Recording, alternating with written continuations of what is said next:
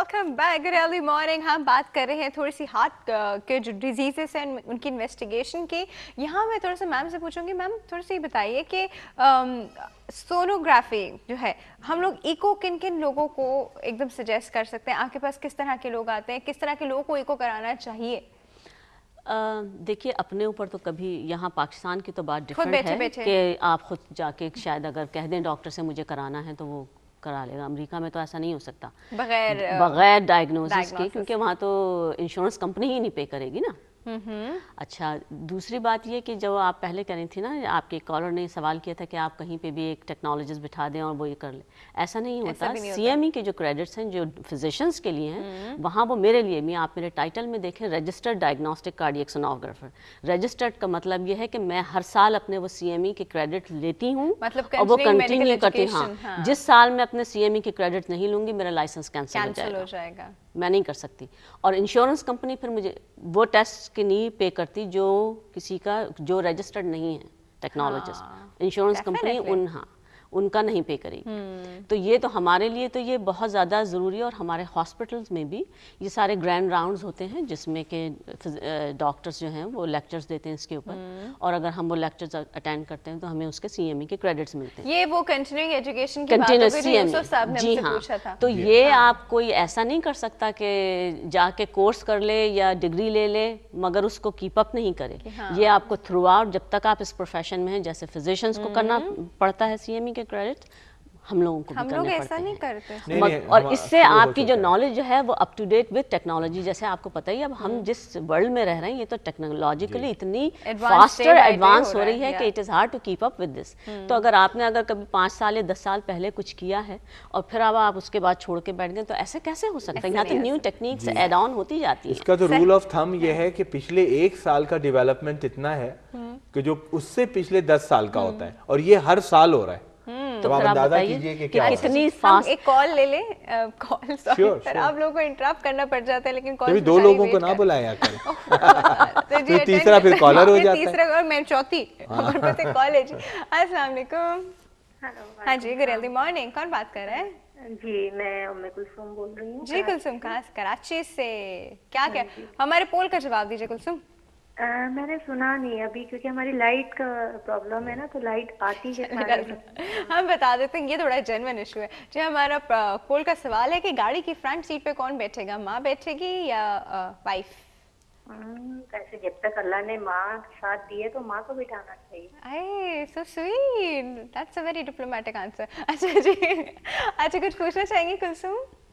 जी मैं ये पूछना चाह रही थी कि एक तो मुझे ये पूछना है कि मेरी हार्ट बीट बहुत तेज हो जाती है और हाथ पैर जैसे वाइट हो जाते हैं, घबराहट और एकदम से कपकपी तारी हो जाती है। लेकिन और मेरे टेस्ट भी हो चुके हैं, जैसे ईसीजी हुआ है, इको हुआ है, और 24 आवर ऑल्टर मशीन लगा चुके हैं मुझे चेक करने के लिए। और होता ये कि मुझे इंड्रॉल टैबलेट दी जाती है कि वो ही मैं कंटिन्यू खाती रहती हूँ कि वो जब हुआ वो खा ली और ठीक हो गई। लेकिन ये चीज खत्म तो नहीं किसी तरह हो रही। और मुझे दूसरी बात ये भी पूछनी है कि मुझे हाइपोथायराइड की भी शिकायत है, तो उसकी वजह से ऐसा होता है? बहुत अच्छा सवाल है। सही जी, हम इनका रिलेशन आपको बताते हैं। ठीक है जी, ठीक। Thank you so much for your call Kulsum, thank you. हाँ जी। हाँ देखिए, ये एक्चुअली वो एक सवाल जो बीच में मिस हो गया था ना, वो भी इसी में आंसर आ जाएगा। एक और एक खातून ने भी फोन पे आपसे पूछा था कि जब आपसे बात करते हुए उनके दिल की रफ्तार तेज हो रही थी और हाथ उनके ठंडे हो रहे थे, जो गर्मियों में भी ठंडे रहते हैं, जैसे एसी का खर्चा कम होता होगा उनका, है ना, क्योंकि उनको इतनी गर्मी नहीं लगती होगी। लेकिन असली में बात यह है कि आपकी बहुत सारी अलामात, हाथ का कपकपाना, डॉक्टर का आपका बीटा ब्लॉकर सिम्टोमेटिक देना, यानी वो उस तरह की दवाएं जो दिल की रफ्तार को मध्यम करती हैं, कम करती हैं, ये सब बताते हैं कि ये शायद नर्वसनेस की फीचर्स हैं। लेकिन आपने जो आखिर में एक बात बताई वो बड़ी रेलेवेंट है, थायराइड का डिजीज। हाइपो बताया वैसे। हाँ बिल्कुल, ये रेलेवेंट है, मैं बताऊं क्यों रेलेवेंट है। हाइपोथायराइडिज्म के कितने मरीज जब उनका आप टेस्ट करते हैं तो वो ओवर ट्रीट भी हो रहे होते हैं।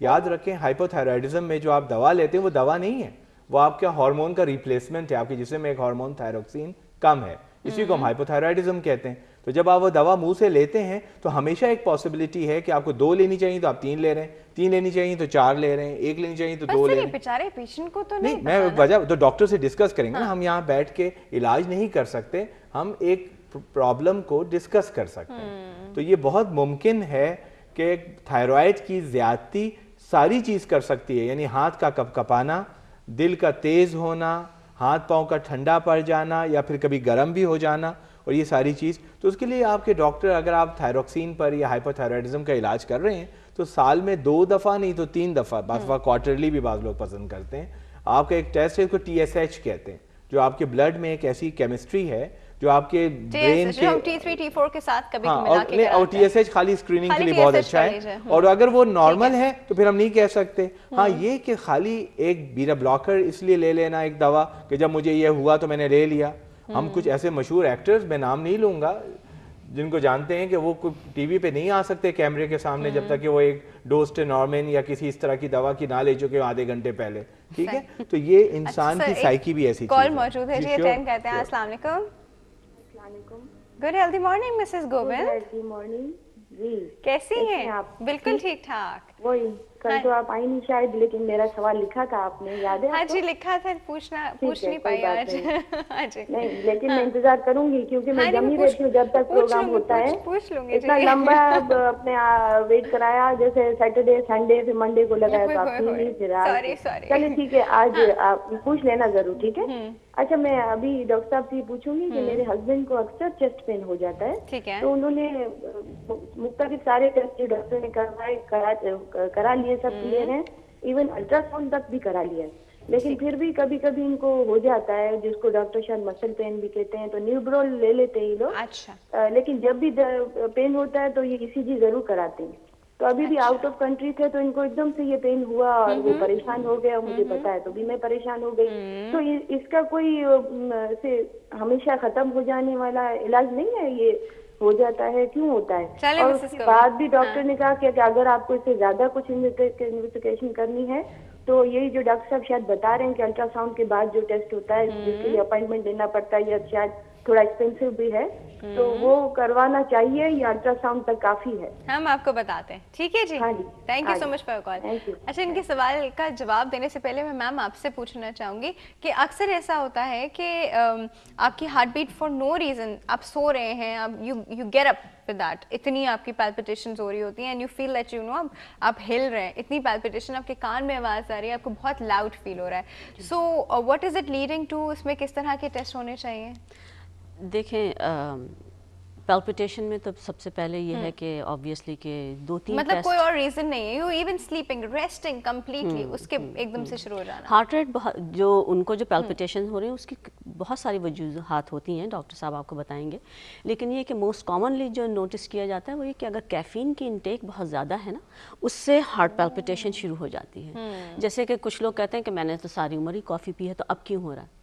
عمر کے ساتھ ساتھ جو ہے نا چیزیں جو ہیں جو پہلے کبھی آپ کو آپ کی ینگ ایج میں نہیں افیکٹ کی، مگر ایز یو ایج وہ افیکٹ کرنا شروع ہو جاتی ہیں.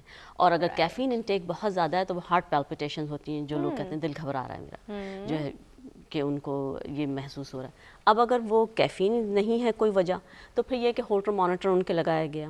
ہولٹر مانیٹر میں اگر کوئی ان کی ایبنارمیلٹی آتی ہے، ہولٹر مانیٹر 24 آورس کا بھی ہوتا ہے اور ایک ایونٹ مانیٹر ہوتا ہے جو آپ 1 مہینے کے لیے لگا دیتے ہیں. اس میں اگر کوئی 1 مہینے کے لیے مطلب لگا دیا، ہاں آپ کے لگا ہوا ہوتا ہے تو سرفیس پہ لگا ہوا ہوتا ہے، لیکن یہ کہ آپ کو شاور وغیرہ لینا ہو آپ اتار کے پھر وہ کر سکتے ہیں. تو پھر وہ اس کی ریڈنگ جو ہے اسٹرپس وہ ڈاکٹرس اس کو پڑھ لیتے ہیں اور دیکھ لیتے ہیں کہ اس میں کوئی ایبنارمیلٹی ہے کہ نہیں. کبھی کبھی ہوتا ہے کہ جب لگایا ہے تو کچھ کبھی نہیں شو ہوا، جیسے اتارا پھر شروع ہو گیا، تو وہ بڑا مشکل ہوتا ہے اس کو کیچ کرنا. کبھی کبھی ہوتا ہے وہ دوسری علامات ہوتی ہیں، کسی اور وجہ سے آپ کا ہارٹ ریٹ آپ کا تیز ہو رہا ہوتا ہے. تو یہ سب چیزیں صرف ایک ٹیسٹ سے نہیں ڈائگنوز کی جاتی، بہت اس کے لیے ایک کارڈیالوجسٹ کا ویل اویئر ہونا اور اس کو اپروچ کرنا اور اس کے کیئر کے انڈر ہونا بہت ضروری ہوتا ہے. جیسے ایک انٹرنل میڈیسن کا doctor, I don't mean to put him down, اس کی ٹریننگ ڈفرینٹ قسم کی ہے. ہاں وہ صرف سرفیس پہ چیزیں وہ چیزیں جان سکتا ہے، مگر فردر انویسٹیگیشن کے لیے اس کو کارڈیالوجسٹ کے پاس بھیجنا بہت ضروری ہے تاکہ پھر کارڈیالوجسٹ یہ ڈیسائیڈ کریں کہ اچھا اب ان کو کن کن ٹیسٹ کی ضرورت ہے. اسی طرح مسز گوبند کے ہسبینڈ کو آپ کو کیا لگتا ہے کس ٹیسٹ کی ضرورت ہے؟ مطلب اس طرح ان کا ہو چکا ہے، بار بار ECG کرا چکی ہیں، پھر بھی ان کے سمپٹمز رہ جاتے ہیں. انہوں نے وجہ بتائی نا، انہوں نے کہا ان کو مسکولر پین ڈاکٹر نے ڈائگنوز کیا ہے اور پین کے دوران ان کے کئی دفعہ ECG ہوئے ہیں جو نارمل ہیں. पेन के दौरान का जो ECG नॉर्मल होना है ना, इसकी बहुत बड़ी अहमियत है। क्योंकि अगर जो वो वाकई में भी चेस्ट पेन है, अगर वो वाकई में भी इस्कीमिया है, तो वो ECG में आपका ST सेगमेंट डिप्रेस तो नज़र आ जाना चाहिए ना, किसी किस्म का कोई तो वो नज़र आ जाना चाहिए। अगर वो ड्यूरिंग पेन नहीं नज़र आया तो इसका मतलब है कि प्रोग्नोसिस तो फिर उसके बहुत सही है। अच्छा जी, वक्त बिल्कुल सर जी खत्म। सिर्फ एक लफ्ज़ आखिर में उनके लिए, उन्होंने एक महंगे टेस्ट की बात की थी, तो एक टेस्ट कोरोनरी एंजियोग्राफी है, लेकिन उससे पहले कुछ और मोडेलिटीज स्कैनिंग की हैं, जैसे मायोकार्डियल परफ्यूजन इमेजेस हैं, तो मायो व्यू जिसे हम कहते हैं, या एग्जाम थैलियम कहा करते थे, आजकल थैलियम कम यूज होता है, टेक्नीशियम ज्यादा यूज होता है, उसके जरिए हम हार्ट को स्कैन कर सकते हैं। मैं अक्सर मरीज को कहता हूँ कि अगर नल खोलें और पानी आ रहा है तो आप लाइन खोद के तो नहीं चेक करते कि लाइन बंद है कि नहीं है, तो ये एक्चुअली नल खोलने की तरह है, और लाइन खोदना फिर हमारा काम है एंजियोग्राफी करना, कि हम देखेंगे कोरोनरी आर्टरीज कहाँ पे में पानी क्यों कम आ रहा है। यहाँ एक मैं और बात कहना चाहूँगी, जैसा कि डॉक्टर साहब कह रहे हैं कि एकोकार्डियोग्राम तो है ही है, मगर स्ट्रेस टेस्ट जो है वो तो आपके लिए एक बहुत बड़ा दूसरा सेगमेंट उसके ऊपर जा सकता है कि स्ट्रेस टेस्ट क्या रिवील करते हैं। अगर एकोकार्डियोग्राम आपको ज़रा सा भी सस्पिशियस लगता है तो फिर आप चाहते हैं कि उसका स्ट्रेस टेस्ट कराएं।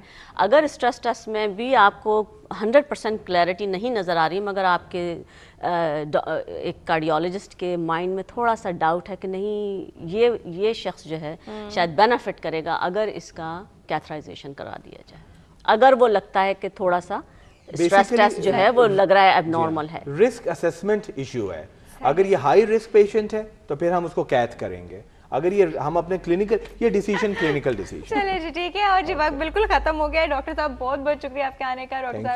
डॉक्टर साहिबा अब मैं क्या कहूँ, डॉक्टर साहिबा ही हो गई हमारी। बहुत बहुत शुक्रिया डॉक्टर साहिबा आपके आने का, and thank you so much, आपने हमारे लिए टाइम निकाला। The pleasure is all mine. अगर इस प्रोग्राम के थ्रू अगर एक शख्स की भी अगर मदद हो सकती है तो मुझे बहुत खुशी होगी कि उसको राइट वक्त पे उसको अटेंशन मिल गई और वो उसकी लाइफ सेव हो गई। सही जी, और भी उस वक्त हो गया है हमारे बेस्ट 5 के सेगमेंट का, लेकिन उससे पहले एक छोटी सी ब्रेक का। ब्रेक पे जाने से पहले पोल का सवाल रिपीट करूं, ये गाड़ी की फ्रंट सीट पे आप किसको बिठाएंगे, माँ को या बीवी को? इसका जवाब आप लोग हमें दे रहे हैं। छोटे से ब्रेक के जी, अभी वापस आ रहे हैं।